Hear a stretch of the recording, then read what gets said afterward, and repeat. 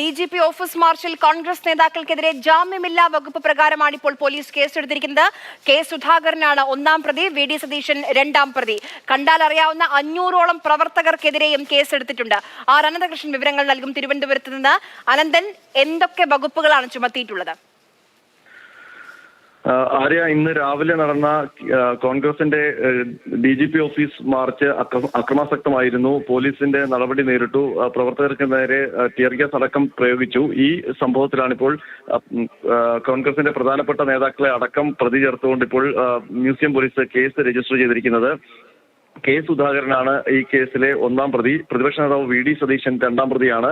രമേശ് ചെന്നിത്തല, കൊടിക്കുന്നിൽ സുരേഷ് അടക്കമുള്ള പ്രമുഖ നേതാക്കളെല്ലാം പ്രതിപട്ടികയിലുണ്ട്. അതിനൊപ്പം തന്നെ കണ്ടാലറിയാവുന്ന 500ഓളം പേർക്കെതിരെയും കേസെടുത്തിട്ടുണ്ട്. ജാമ്യമില്ലാ വകുപ്പുകൾ ചുമത്തിയാണ് കേസെടുത്തിരിക്കുന്നത്. പ്രത്യേകിച്ച് പൊതുമുതൽ നശിപ്പിച്ചതിനും കേസെടുത്തിട്ടുണ്ട്. ആര്യ, ശരി.